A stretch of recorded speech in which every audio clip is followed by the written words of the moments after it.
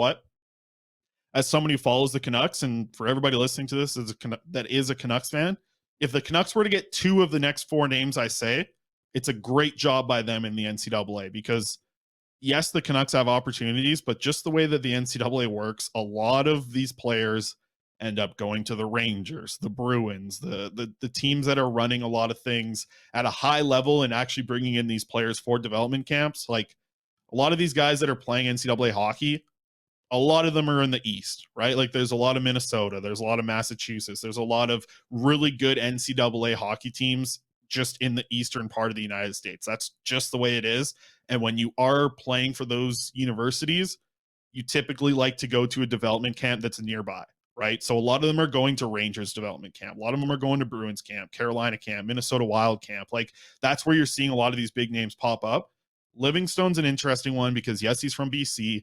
No, he has not been to a Vancouver Canucks development camp. It's been his decision from my conversations with him that he just didn't want to attend any development camps as he's playing. His main focus is just on playing for Minnesota Mankato. He's not doing any media. I've contacted him. He's not doing any media for the next little bit. He wants to focus on the playoffs here. But when his team gets eliminated, it's basically going to be like the floodgates are going to open and 32 teams are going to be calling. That's what I've heard from a lot of agents about Livingstone. He's going to be the number one people that players are going after. But the 4 names I want to mention, I think I've said them all. Jacob Bengston, Akito Hirose, those are the 2 left shot guys. Sam Malinsky, Jake Livingstone, those are the 2 right shot guys. If the Canucks were to land 2 of these guys, I look at that as an extremely successful run at the NCAA free agency. If they land 3 of these guys, like, man, they have done an excellent job.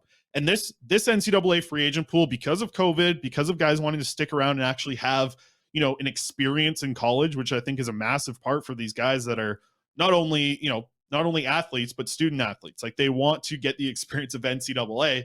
They've stayed an extra year, it feels like, due to COVID. So this free agency here, this is almost like a 2 years into one of actually getting these players coming out. Like, this is a massive year for NCAA prospects. And the Canucks, the fact that they have 6 open roster spots, they should be as active as possible. And I saw JD Burke tweeting about this from Elite Prospects. Like, he's heard that the Canucks are very active on the market.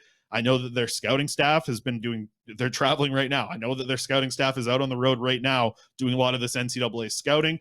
They're not only, calling players, but they're down there in person. I know that for a fact, that their pro scouting group is also being involved in it. So, like, the Canucks are extremely active in the NCAA market. I'm sure other teams are as well, but I'm just reporting from what I know for the Vancouver Canucks. I know they're on the road right now looking at these NCAA players.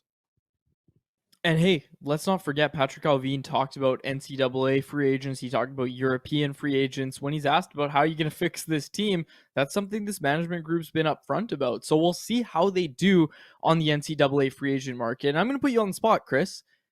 You said it'd be massive if they could sign 2 of these guys. And there's 4 names that you threw out there. I'm going to ask you to make a prediction based on what you know. You're not reporting anything, just a prediction. How many NCAA free agents do the Canucks actually land? Don't have to name names. Just give me a number.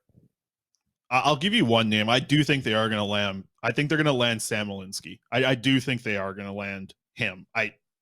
Just from conversations I've had, I can't guarantee it, obviously, but if I had to make a prediction, I think they land him. I also think that they're going to land probably 4 or 5 guys. Like, I do think they'll land 4 or 5 guys because the European market is not as great this year. So I'd keep an eye on Sam Malinsky being the name for sure. Start to watch the kid if you get an opportunity.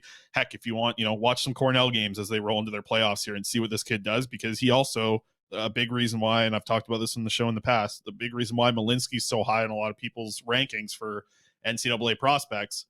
And actually, you know what? There's not even a rankings out there. There should be. I should do that for Canucks Army. But the reason why Malinsky, I think, has played so well and drawn so many eyes is when he's in big games is when he plays his best. And you just love to see that. Aiden McDonough is a very similar dude in this situation where, like, big games, McDonough shows up. Like, if Northeastern ends up losing out and they're eliminated and they lose like a 3-2 game, McDonough's probably got 1 or 2 of those goals. Like, he does show up big in those big moments.